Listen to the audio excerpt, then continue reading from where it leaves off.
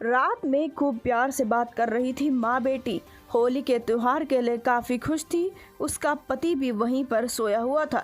सुबह के समय पर एक ऐसी हालात दिखती है, घर की जगह घर नहीं था, घर की जगह बस बची हुई थी राश। उनकी शरीर कंकाल बन चुके थे। नमस्कार दोस्तों, स्वागत है आप सभी का एक बार फिर से। राजस्थान के बीकानेर के गजनेर थाना क्षेत्र से बड़ी वारदात निकलकर सामने आ रही है। यह वारदात है चांडासर गाँव की, जहाँ पर एक महिला अपने पति के साथ में और अपनी 1.5 साल की बेटी के साथ में झोपड़ी में रहा करती थी। दरअसल बता दें कि इस आदमी का नाम रेनताम बताया जा रहा है। महिला का नाम ममता और उसकी 1.5 साल की बेटी का नाम खुशी बताया जा रहा है। दरअसल बता दें कि महिला अपनी बेटे से काफी ज्यादा प्यार करती थी, अपनी बेटी को छाती से लगा कर रखती थी। और आज रात की बात है, महिला अपनी बेटी के साथ में ही सोती है। झोपड़ी के अंदर सो रही महिला काफी कामकाज किया करती थी। दरअसल बता दें कि वह किसी के घर में भी कामकाज करती थी। आज रात की बात है, वह अपने घर में कुछ आग जलाकर सोते हैं।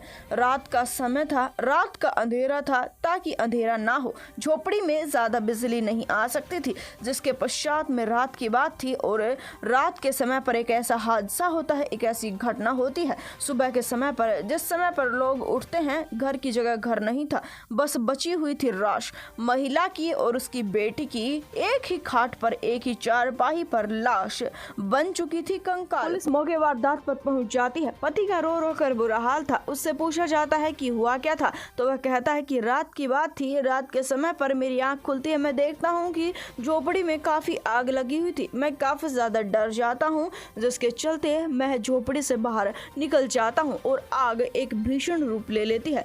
चंद सेकंडों के अंदर ही आग ने पूरी झोपड़ी को आग का गोला बना दिया था। मैं अपनी पत्नी और अपनी बेटी को नहीं बचा सका। मैं चीखने चिल्लाने लगता हूँ, शोर बचाने लगता हूँ, जिसके चलते कुछ लोग आते भी हैं। आग को बुझाने का प्रयास किया जाता है, पर हर कोई असफल रहता है। मेरी सो रही पत्नी और मेरी 1.5 साल की बेटी जिंदा जल गई, जिसके बाद में उसके दुख को पुलिस समझ सकती थी, उसे समझाने लगती है। दरअसल बता दें कि सिर्फ और सिर्फ घर में हर सामान की राख बन चुकी थी, भुलस चुकी थी। यह झोपड़ी घर की जगह घर नहीं बचा था। सुबह उठते ही मौत उनका इंतजार कर रही थी और उन्हें अपने साथ लेकर चली गई थी।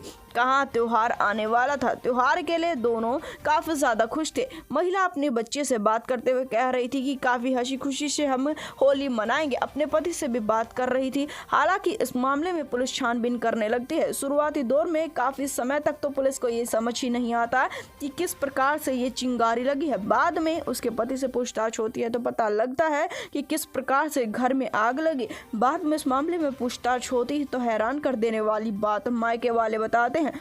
उनका कहना यह है कि मेरी बेटी को और उसकी लड़की को जानबूझकर जलाया गया है। उनका कहना कुछ और ही था। उनका कहना था कि इनकी काफी समय से साजिश चल रही थी।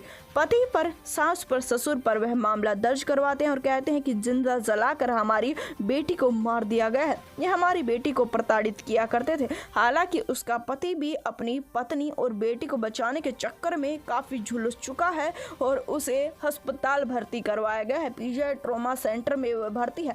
इस मामले के बारे में आप क्या कहना चाहते हैं, कमेंट सेक्शन में जरूर बताएं। हम आपसे मिलेंगे एक बार फिर से। धन्यवाद।